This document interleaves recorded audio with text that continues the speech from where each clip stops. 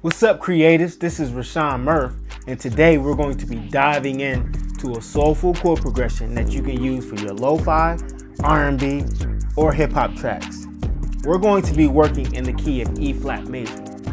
I'm going to show you how to build the chord progression and also how you can use it in your own production. So let's jump in. So as I said before, we're working in the key of E flat major. So let's look at the keyboard and see what that looks like.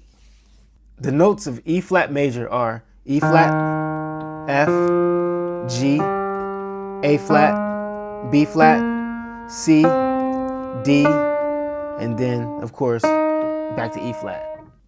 Yo, comment below if you would like for me to do a video on how you can even build a major scale from any note.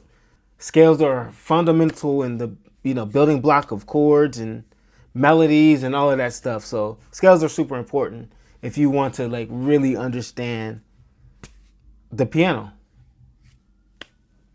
All right, let's jump back in.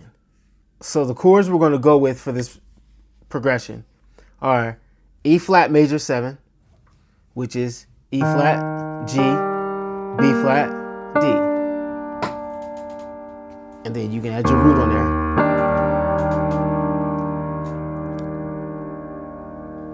We're also going to use an A flat major 7, which is A flat, C, E flat, G. And you can add your root on there. So we're going to go between your E flat major 7 and your A flat major 7. And I'm sure you're familiar with that sound, the major 7 sound. That has been used in countless number of records throughout the years. And when I say countless, that's like an understatement. Like, it's ridiculous. But like, and once you get those major 7s, you can move them around. And that's just in,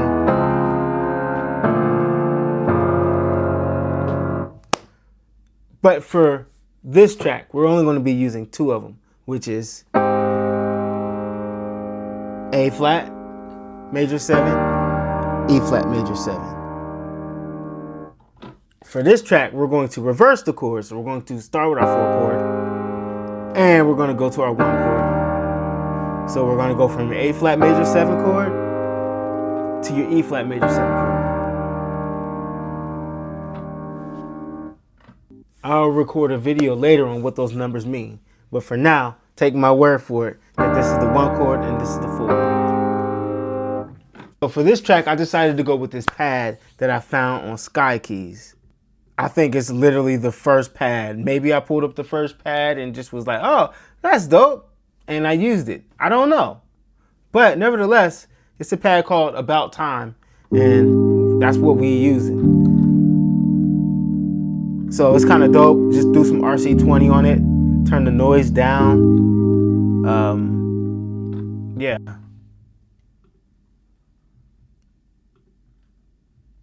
Turn the noise down, some distortion up. Called it a day.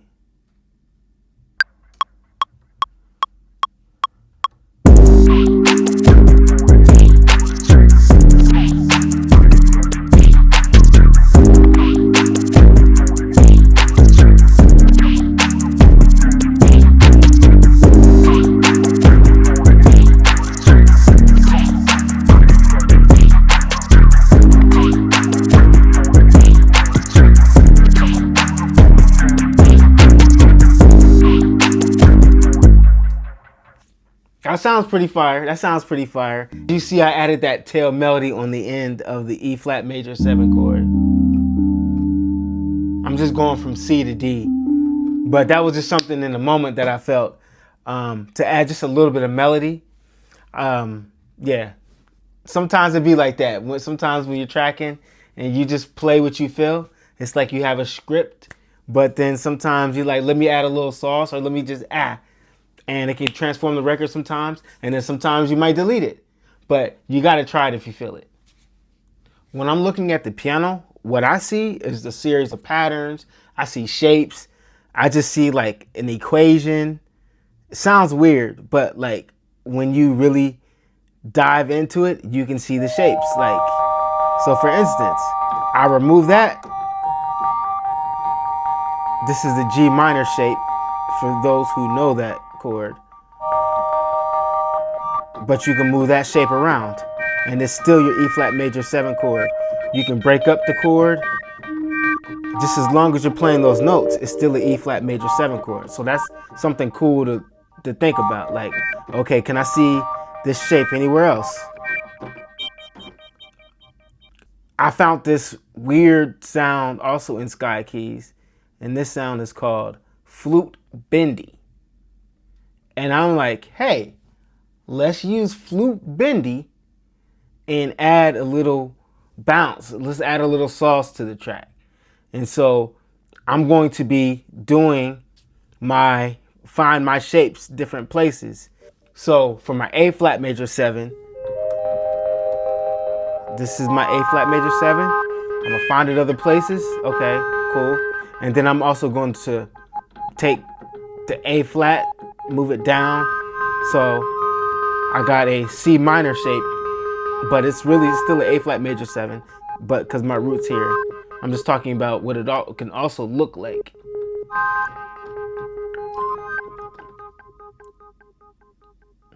So I'm gonna move this around.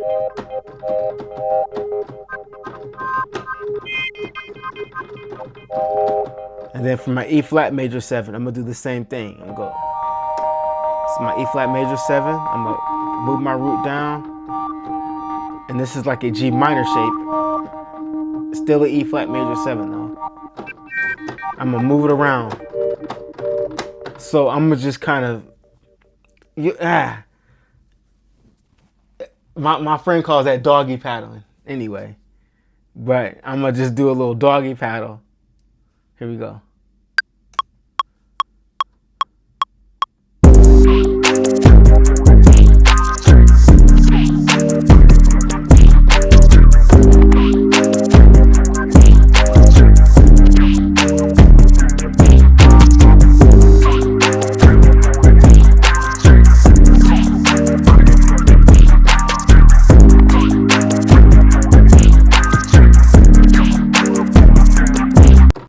So to give it more bounce, to give this sound more bounce, I also added movement. And I went with the first setting because plucking around, why would you pluck around? If plucking around is great, then pluck around. This is what it sounds like without.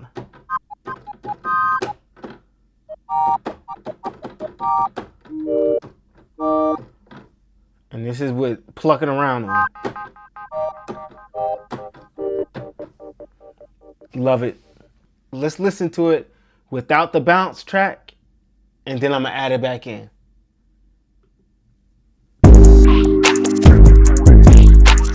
Hey. Maybe this is for a verse or something.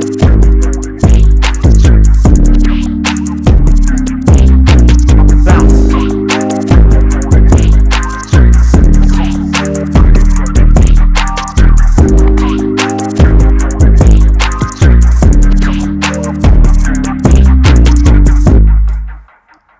Yeah. Thanks for tuning in, creatives. If you like this lesson, then hit that like button below. Hit the like button below. Subscribe. You know all the things. Do all the things. But I appreciate y'all tuning in. I hope you learned something about the piano and some tips and tools that you could take away to add to your own beats, to your own tracks, your own productions, whatever you're working on. And if you have ideas of future videos or future things and piano stuff, production stuff that you want me to break down, then comment below and we'll check you out, see what's happening. Got you. Yeah. Until next time, keep creating and keep playing. The piano is your canvas. Do something with it.